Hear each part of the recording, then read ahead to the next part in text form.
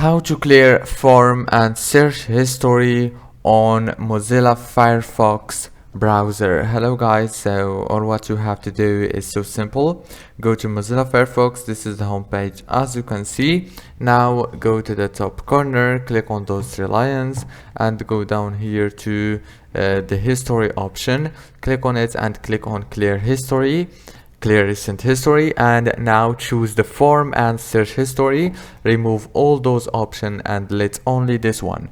Now choose the time range to clear. For example, I'm gonna choose everything to clear and click OK, and your form and search history is gonna be cleared. If this video was helpful, don't forget to like, subscribe. Thank you for watching.